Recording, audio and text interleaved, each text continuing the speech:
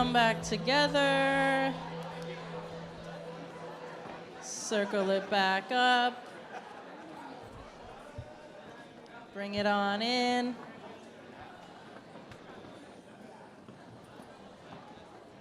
Making our way.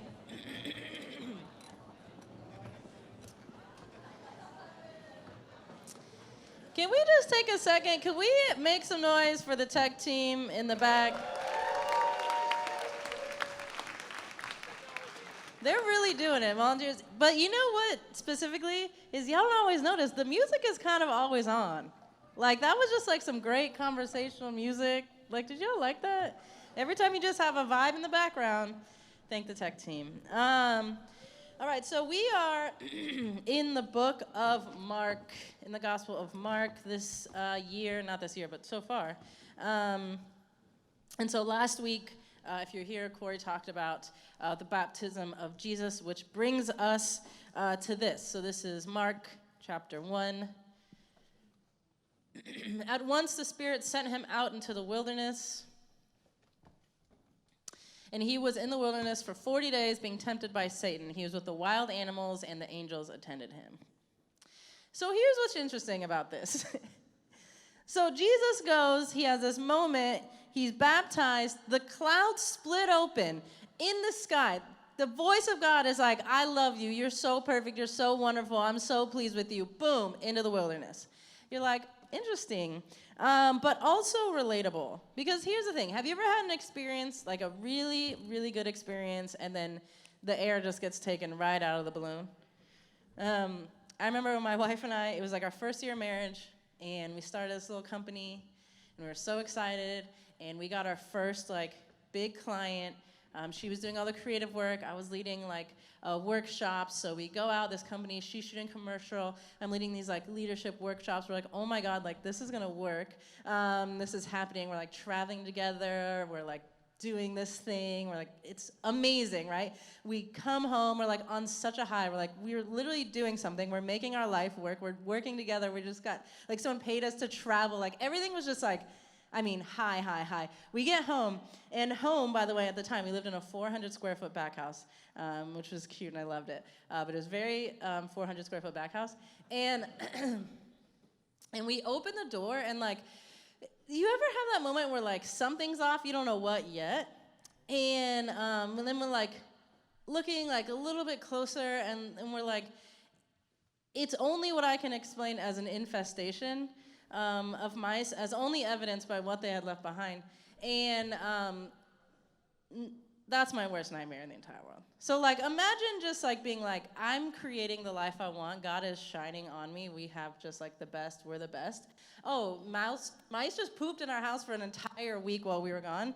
And we don't even know where they are now. So that is not the same, but similar, right? You have this experience where like everything is working, right? This is every time in like high school or college when you went on like a retreat in the mountains and everything felt fine, and then you got back and then your real life was still there and you're like, dang it. And it's relatable. And I think the reason that things like this are in the Bible, we say this all the time, we take the Bible seriously, not literally, is because this is a human experience. We all know what it feels like to go from baptism to wilderness, right? And so it says in here that Jesus was in the wilderness being tempted. And what's interesting is growing up, I just imagined Jesus was being tempted in the ways that the pastors and the preachers of the churches were telling me I'd be tempted, right? So I imagine Jesus got sent to the wilderness, and then Satan was in Jesus' ear like, hey, do you want to smoke weed and have premarital sex? And Jesus was like, no. I don't. I'm going to listen to DC talk, and I'm going to get out of this wilderness. But that is actually not what happened, you guys. It's crazy. That was not the temptation. So in the other Gospels, in Luke and in Matthew, we hear what the temptations are, right? We hear what Satan is tempting Jesus with. And remember, I want this context for us. So when we talk about something like Jesus on the cross, we would say Jesus didn't suffer for us, Jesus suffered with us, right? Jesus is showing us how to experience this life. And so Jesus was tempted with us in ways I think that make sense to our life now still today. And so the first temptation of Jesus is he was out there, he was in the wilderness, he was hungry, and Satan was like, why don't you just turn these stones to bread then and just end this suffering? Because here's what's true about the wilderness. The wilderness is uncomfortable. Suffering is uncomfortable. If you have ever suffered, which you have, then you know it's discomfort. You know the void that you experience. You know what it feels like to just feel something in the pit of your stomach, and there's nothing you could do to take it away, and there's nothing you could do to make it go away, and there's nothing you could do but go through it, except the fact that there are some things we can try to do, and those are the things that Jesus was tempted with. Well, if you're uncomfortable, why don't you just turn some stones to bread? Why don't you just find something else to do? Why don't you find a way to make this go away, even though Jesus knew what he needed required that suffering, right? The second temptation, the devil was like, hey, why don't you just worship me and then I'll give you some power, right? Which is a thing that probably wasn't real, but probably sounded good at the time. And then the last temptation, he was like, why don't you just show everyone your power? Throw yourself off a cliff and have the angels catch you then, right? So turn the stones to bread, worship me, I'll give you power, or show everyone your power if you're so big and bad in Jesus then. So let's talk about these, because these are all the things that I think come to us in moments of wilderness and in moments of suffering and in moments where we feel that unfillable void in ourselves that we want to escape it. I think most of us know what it feels like, we live in 2024, to try to find a way to escape our suffering in some way. We know what it looks like to just, don't give me my screen time report. Just keep that to yourself, and I don't know who approved that at the Apple office, but I don't want to know it. Because anytime I'm feeling a little discomfort, well, why wouldn't I just reach for the thing that has all the information in the world and someone on TikTok is doing worse than me and that somehow makes me feel better, but that has nothing to do with my own suffering that I need to be sitting with. That's not helpful, right? Well, why don't you just reach for that number thing? Why don't you just find something? Why don't you align yourself to something that you feel might make you feel powerful but isn't lasting but isn't real? I was watching this interview with Shaq. And this is why my screen time is so high. And he was talking about, so I don't know if you guys know, but Shaq's a DJ, okay? It's for real. Those turntables are like double the size. He's like, and they were asking him why he got into DJing, and he was saying that when you're in the NBA and you're in game, I don't know whatever the last game is that it could be of the playoffs. 7? Okay, I knew it was an odd number. Whatever you're in the last game you could be in the playoffs, game 7 or whatever, and however many experiences he had, I don't know a lot about Shaq, but he's successful. That game 7 energy of the NBA Finals, being in the playoffs, the stadium, all those things, he said his last time being there, he said, that is the energy that I will chase for the rest of my life. And he said there's nothing that even comes close, but the closest thing he could find, the closest substitute he could find is like being in a club and being like in the DJ and then everybody waiting for the beat to drop, which is so funny to me, but also so relatable. But the reality is that there are some experiences, there are some baptism, there are some moments where the clouds open up and God is telling us how amazing we are and everything is working. There are some moments that won't be replicated, and I think we're supposed to sit with the discomfort of that. I think we're supposed to sit in the wilderness of that. I think we're supposed to not chase and find and go after that same feeling, because we probably won't have it again in the same way. We'll have different feelings, we'll have different mountaintop moments, but maybe not the same one. And the idea that we can just keep chasing to find that same thing again will keep us from what is for us in the wilderness. Does that make sense? If we keep chasing something that can't be replicated, or was that moment, or we had that time, and we say, oh, all I need to do is get back to there, or I need to get this out of here, I need to just numb, I need to align myself with something else that can make me feel that again, then we're going to miss everything for us in the wilderness. Then we're going to just pawn off that void. And the third temptation, when he says, just throw yourself over here off a cliff and have the angels catch you, right? I always think about that, because I'm like, there are so many things in Scripture and so many stories and temptations and all these things that are centered around power and what we do with it and how we use it. And Jesus' whole thing, he came down to flip the entire empire on its side and say, the first shall be last and the last shall be first. And this woman who you thought was caught in adultery and was going to stone her, no, she's actually this. And this person with leprosy and all of these things. To then just yield his power like every other god of the time, right? And that's a very real temptation because sometimes, I'm not saying you, but I've experienced this. Sometimes when you get into a situation in your own wilderness, you want to use whatever power or privilege you feel like you have accumulated and export this void onto someone else. Kind of becoming the very thing that you once got free from. Here's an example. 15 years ago, I was standing on a very different kind of stage with a very different kind of microphone, giving a very different kind of message. There was a lot more lights, okay, some lasers, a light dusting of fog. And I was very wrapped up in an ideology and a theology that right now I would look at people who believe that and I'd be like, you're literally dumb. Okay?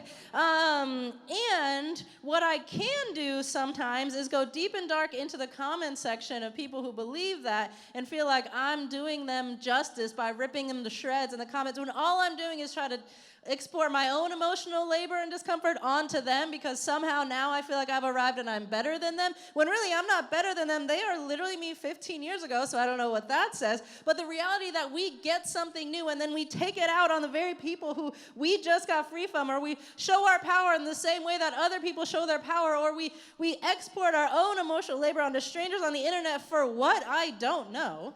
But if you want to see this temptation in action, go into any comment section. You ever just seen a person post a random video of their dog?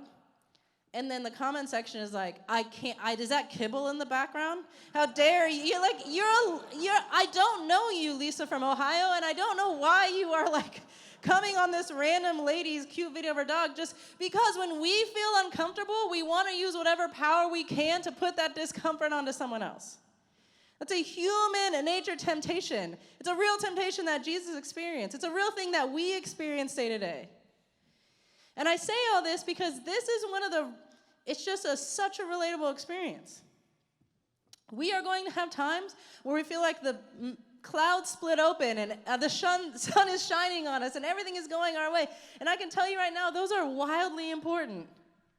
But then we're going to have moments where we are in the wilderness, where it feels so uncomfortable to be us, where something is working and changing and shifting in us, and our ability to sit with that, to go through that, to not numb it out, to not pawn it off, to not use whatever fake power we feel like we have to just put it on someone else, is going to create something in us that we need to do what we need to do to become who we need to become. I've said this a few times in here before. I had a mentor tell me this in college. It changed my entire life. But she said, you can only experience joy to the depth at which you're willing to experience pain because they come from the same well. You're only going to engage in the mountaintops to the depths at which you're willing to engage in the wilderness because they're made of the same stuff and we need them both. And I hate to be the one to tell you this, but when you're in the wilderness and when you feel that discomfort and when you feel that growing and that void and that I literally hate it. The only way out is through. The only way out is through. The best you can do, the absolute best thing you can do in a mountaintop moment, when you just feel like, man, everything's on my way, is to just be fully present in that. Do you know where in that moment and you're just like, wait, I want to stop and take this in because this is so good? That's unfortunately the same thing we have to do in the wilderness. Sometimes when things are going so well, I'm like, let me put my phone down, okay? This is my life. And then things are going bad, and I'm like, let me grab everything I can, and let me avoid everything I can, and let me tell you what's wrong with you, let me tell you what's wrong with you, and let me tell you what's wrong with you, because I'm not dealing with what might be wrong with me. I'm a mountaintop girly, okay?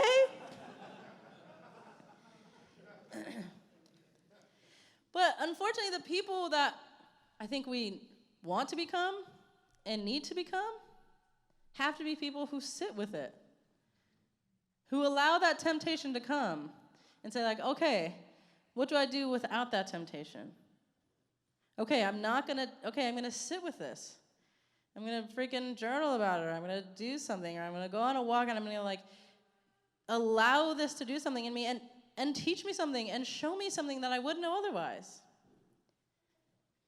Because here's what I know to be true. Suffering is the price of admission. I mean, there's no way around it as a human. You will have mountaintop moments, you will have suffering moments. And I think the more we live on this earth, we realize they both have a lot to teach us. Our temptations have something to teach us, and our mountaintop motions have something to teach us. I think often about the ways in which I personally am tempted, and then what it has to show me. When we get out of temptation as being some like worldly thing, the devil's trying to get you to do drugs, just say no. Then you get into the reality that you're like, man, why every time I feel discomfort, why do I want to make someone else feel uncomfortable? And why is it the same kind of people I want to make feel uncomfortable? Wait, is there still a part of me that hasn't reconciled the fact that I did those things, that I stood on those stages, that I spoke at the girls' conferences and talked about purity when I could have talked about literally anything else? Dear God. Okay, I think my temptation is teaching me something there. The fact that every time I feel uncomfortable and I want to reach for my phone and I want to watch specific things on my phone that are going to make me feel better about myself, okay, there's something there for me to learn. Oh, the fact that every time I'm tempted, I try to go back to the mountaintop. I try to pretend that the suffering isn't happening, and I try to go back to the moment that I had. Oh, that has something to teach me.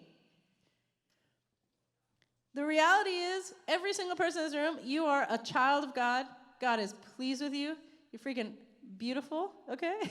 Stunning, gorgeous, talented. Need to watch more Drag Race, but you're on your way. Those are facts. And we need to hear those. And we need to know that we are good, that we are created good, and we have good in our bones, and we are good by nature, and we can always return to that good. But none of that protects us from the reality that suffering is a part of what it means to be here. None of that can keep us out of the wilderness. And that's a good thing. Because it can't all be sunshine and rainbows. And when it is, I don't know how much we really even grow. Not that I don't want it. I want it. But I think we all know that there's something for us in the wilderness. And so this morning, I think that's just what I want us to talk about. It's the reality that, yes, it's so important to know how good we are. It's so important to know that we're loved. It's so important to know that God is pleased with us. But it's also important to know that that doesn't keep us out of the wilderness. And it's important to know that what's for us in the wilderness, the temptations we find in the wilderness, the void, what we feel in our suffering, what we try to do with it, also has something to teach us. Not because we're bad or we're these evil people, but because we're humans who are figuring it out. There's a part of us, a part of our life we need to get to, a part of the work we need to do in this world that we cannot get to if we don't sit with these things. If we don't let ourselves be in the discomfort. Which is like literally everything I'm against, but unfortunately it's true. I wish I could give. In another world, in another world, I would be such a good prosperity gospel preacher. And I feel sad that my life went in the way where I'm like, suffering is important. I'm like, what happened there? Would love to be like, planes, trains, automobiles. Could have it all. But instead I'm like, sorry, what you need is in the desert. So go get tempted. That's it. That was such an unfortunate ending, but an honest one. I want a life that is all baptisms, all clouds splitting open, all God, all the time, shining on me, telling how good I am. But everything that I have in this world that I need, that I cling to, that I've learned about myself, that has pushed me to maturity, that has pushed me to the next phase of who I need to be, I have found because I have sat with the temptations in the wilderness and asked what they have to teach me. So that's a bummer. but that's where we are. So you're going to grab the same 3 or 4 people, and you're going to talk about this question. What is your temptation teaching you? Spooky.